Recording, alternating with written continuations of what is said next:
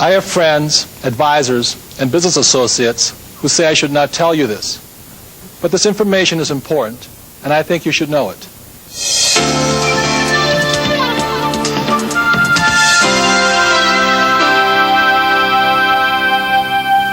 My name is Robert Kiyosaki. I am fourth-generation Japanese American, born and raised in Hawaii. My mother was a registered nurse, and my father had a PhD in education. He was also the superintendent of education for the state of Hawaii. What broke my heart was that although my mother and father had a great marriage, the only time they ever fought was about a subject called money. In 1970, at the age of 50, my dad was downsized. He never recovered from it. I swore my life would be different. So in school today, we're focused on a thing called SAT, or Scholastic Aptitude Testing. We want to find out how good you are at reading, writing, arithmetic. Very important skills. And depending on how well you do with SAT, the next thing they focus on is professional aptitude testing, whether you should be a doctor, a lawyer, fire chief, secretary, or whatever. It's your professional training. But what school fails to focus on or train people on is a thing what I call financial intelligence. We never discuss the subject of money in schools. So what do I mean by financial intelligence? Well, if we gave $10,000 to 100 people, 80 of them, or 80%, would have nothing left at the end of a year. 16% with the same $10,000 might have $10,050, what you would get by putting it in a bank. And 4%, given that same $10,000, would have anywhere from $20,000 to $1 million or more. And that's what I mean by financial intelligence. So when we go to school, we learn to read these things. But we never learn to read these, financial statements or annual reports. We never learn financial literacy in school. I founded a company called Prime Cable in 1979 with two other people. Today that company, if it were sold, would sell for about $1,600,000,000. I'm a graduate of the University of Texas. I got an MBA in finance. For the last 8 or 10 years, I've been a turnaround specialist. So companies will call me and ask me to help them fix their problems. One of the unfortunate things about being a turnaround specialist is that sometimes there's some fat in the organization that has to get eliminated, and so in the last 3 years I have fired probably well over 200 people.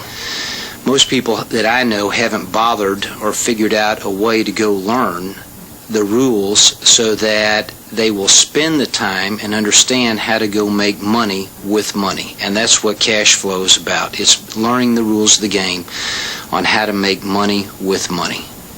One of the great things about money and the rules of the game for money is that they can be taught and they can be learned. One of the things that is very important to me is that my children especially understand the rules of the game of money so that they will never be one of the unfortunate statistics who gets fired in a corporate downsizing by somebody just like me. When I studied accounting in school, it was possibly the single most boring subject I ever studied. So I had to create a system that was easy enough for me to understand. So these are the basic forms necessary for financial intelligence. One is called an income statement because it has an income and expense, also called a profit and loss statement. There is also a balance sheet, and the balance sheet has assets and liabilities. And these are the very basics for financial literacy or financial intelligence. I soon realized the main cause of financial struggle was due to confusion between the definitions of an asset and a liability. I looked in the dictionary at the definitions of assets or liability, and I got very confused by the dictionary's definition, so I made up my own. My definition of an asset is something that puts money in my pocket. And my definition of a liability is something that takes money out of my pocket. So what caused my mom and dad to struggle financially is my dad, because his banker and his accountant and his real estate agent told him a house is an asset, by this definition, it's actually a liability. He also counted his car as an asset.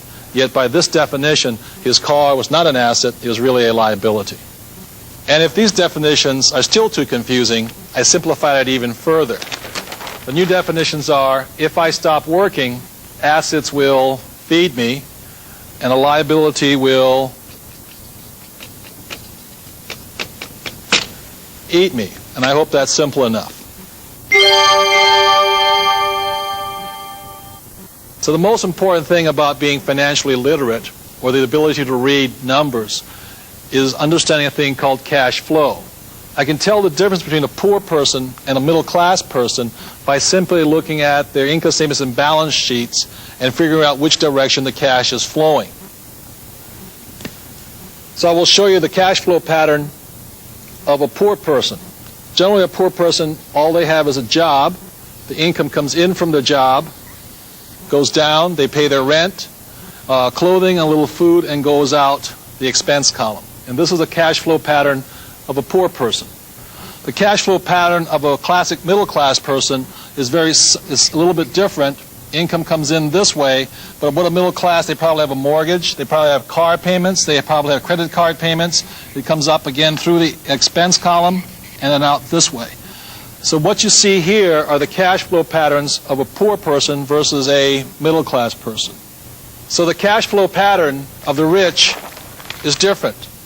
The cash flow pattern of the rich flows from the asset column into the income column. So while the poor and the middle class are focusing on income, what the rich are focusing on is the asset column. And the asset column is the great secret of the rich. So for those of us who weren't born rich and what we have is a job, every time money comes in, this is the point of choice. This is where you make the decision to be rich, poor, middle class. If when this dollar comes in and you take the dollar out this way, then it's your decision. If you go and buy yourself a new T-shirt, cappuccino, a new lunch, then you're choosing to expense it right out. You're choosing to be a poor person. If instead, when you get a pay raise or more money, what you do is you go and buy a bigger house, a new car, or you take a vacation on your credit card, then what you are choosing to do then is to be a middle class person. And if you choose, instead, when the money comes in and you choose to put it in the asset column, then you make that decision to be rich, poor, middle class. By putting in the asset column, at this point, you're choosing to be a rich person. But the choice is up to you, nobody else. Earlier in this tape, you met Keith Cunningham. And Keith told me a story about when he was in graduate school for his MBA. A gentleman named Ray Kroc, who was the founder of McDonald's, came to speak to the class, the MBA class, and asked the class, he said, "Ladies and gentlemen, what business am I in?" And the whole class just cracked up. They said, "Well, Ray, of course we know what business you're in. Your business is hamburgers." And Ray said, "No, my business is not hamburgers. My business is real estate." So what Ray was saying was that his profession was in sales. He basically sold hamburgers, but his business was down here. His business was real estate. So when I ask most people, what business are you in? Let's say I ask a banker. They say, "Oh, I'm in the business of banking." So no, your profession is banking. Or I ask a doctor, "What business are you in?" They say, "I'm a doctor." And what the mistake they made is their profession is being a doctor. So your profession is you working for money. And what your business is your money working for you. And the main reason so many people struggle financially is they're not minding their own business. They're minding somebody else's business. So looking at this chart one more time is over here in your profession or your job or being an employee, you're working for somebody else. You're working for the shareholders. Over here, the first person you're working for is the tax department. Here you work for the government. And over here, if you own a house, you're working for the bank because you got a mortgage. So if you want to be rich, happy, and successful, you've got to mind your own business and not work for everybody else.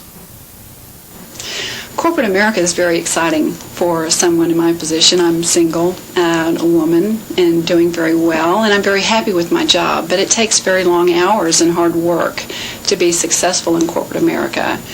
Cash flow helped me realize that I was spending a lot of time making other people rich, and that I was stuck in a rat race. So, and learned ways that I could get out of that rat race. And it was great experience for me, a learning experience for me. My name is Jeff Bassett. I'm an investment broker, and I'm 25 years old. I have a degree in economics and was trained on Wall Street. Now, my average client is between 40 and 50, and they've done nothing for their financial future. Now, me, I have no plans of working past 30. At 30, I'm going to be in the Cayman Islands, trading options and commodities from my yacht. And cash flow showed me how easy it's going to be to achieve. So what causes financial struggle is that most people who believe in hard work, what they do is they focus on their job. They have husband and wife working, and maybe one of them will take a second job, so you have 3 incomes. And so what they're focusing on is income here. So their income goes up, and they believe in hard work. The problem with hard work in the income column is that as your income goes up, so does a thing called taxes go up. So you pay more in taxes, but you feel you got this raise and it's worth it, and so what you do is you go out and buy a big house or a new car or a new boat because your banker or your accountant tells you that it's an asset, and so this goes up here. And so you're working harder, your expenses are up, your liabilities up, and bam, suddenly you're downsized. And what happens then is you lose your income. But does this go away? The answer is no. Does this go away? The answer is no. And that's what causes financial insecurity or financial struggle. The answer is, if you had focused like the rich do on not working for money but having money work for you, even if you lost your job, your assets will continue to feed you. So having a whole stack of liabilities and no assets, that's what causes financial struggle or financial insecurity. In the past, what we would do is look at jobs as our security, and that no longer is possible. That is an obsolete thought. That's an obsolete process. Our entire educational system has been set up to prepare us to be really good employees. That no longer works because we don't even know if the company is going to be there within 5 years or 10 years. So what we're discovering is that the life of a company as well as the life of an industry can be shorter than 3 years. So that means that we have to be open to looking at different ways in which we can do what we came to the planet to do. So we need to look at our education and we need to look at our knowledge base in a very different way. So what most hardworking people do is they focus on their income, working hard at their job, income comes in, and the first line of expense for most people is a thing called taxes. But what the rich do is by having their income come from the asset column, the income comes up this way, and the way the rich avoid taxes is just like a fuel filter on a gas line. What the rich do is they attach a corporation or several corporations. And what a corporation then does is bleed off as many expenses as possible before their income is taxed. And that's how the rich avoid taxes, where a person who is an employee or a W-2er is taxed first. So what the rich do through a corporation is that they take off some of their expenses.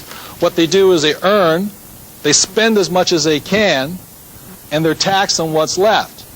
And what the poor and middle class do is they work hard, they earn all their money, but the government taxes them, then they try and spend or live on what's left. And that's one of the big differences between the poor, the rich, and the middle class. Wayne and I own one of the largest real estate schools in the state, and one thing we find about people and students who are entering the real estate business is that we give them the basics of real estate, but they don't know the basics of investing. Yeah, that's why we're so excited about having the game Cash Flow, because now we can teach the students more about the fundamentals of accounting, investments, and finance, so they'll have the tools that they need to go out and actually do that in the real world.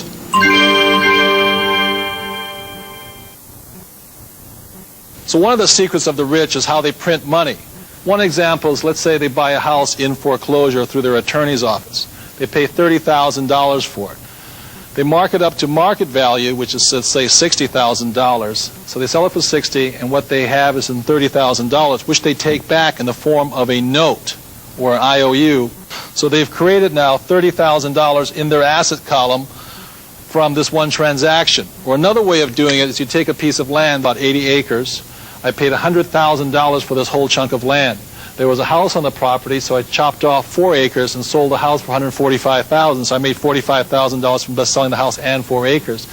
I then divided up the land into 3 parcels, selling each parcel for $100,000 each, again taking it back in a note or a form of an IOU. So over here I had now invented $300,000 in my asset column. Or another example I do is called an IPO, initial public offering. I put $10,000 seed money into a company I'm forming. For 1 penny a share, $10,000 comes out to 1 million shares. The moment the company goes public, let's say goes up to $1, so 10,000 shares then goes to $1 million, which I don't have to pay taxes on until such time as I cash the money. So these are some examples of how the rich print money. And why the poor and the middle class have such a hard time is what they do is they go and work hard at their job. The money comes in here, and if they try and save something, it goes through a thing called their taxes. And it goes through taxes before it can come into this asset column called savings. So this is an example of why the poor and middle class have such a hard time saving any money. It's because the government takes a part of it before it gets into their asset column. We had the opportunity to play the game as a family, and it was really nice to have us all around the table having fun. It was also particularly interesting to see how the game reflected real life. I'm an attorney, once upon a time an engineer, but I was never really taught the basic financial principles that are illustrated by the game. I'm the accountant in the family. That's why he's never really had to learn the basic fundamentals of the game. And so my background, I'm a CPA, my background is accounting, so I understand the fundamentals as presented in the game. And what was particularly fun for me was I was able to help both Mike and my daughter Shelley understand the concepts that gave them problems. So it was fun because we were able to learn together. I'm a college student. In school you really don't learn much about money and financing, and I was surprised how much I really enjoyed this game. I learned a lot about investing money and financing, and I really enjoyed it. It was a lot of fun. So a couple of years ago I wrote a book called If You Want to Be Rich and Happy, Don't Go to School. It was an international bestseller. And many people think I'm anti-education. Nothing could be further from the truth. As I said, my profession is education. I'm a teacher. I love learning. And so I think scholastic aptitude, which you go to school for, is important, as well as professional aptitude, ability to be an attorney, a lawyer, a doctor, or a secretary. Very important skills. But also, in this world of great change, financial intelligence is excruciatingly important right now. But this is the reason I created the game Cash Flow. But please remember, it's just the fundamentals, the beginning, the foundation. There's a lot more to learn. But always remember this also. No matter which way the economy goes, ultimately, whether you're poor, rich, or middle class, the choice is up to you. One of the foundations of learning is repetition. So please remember this. The more you play this game, the richer you will become.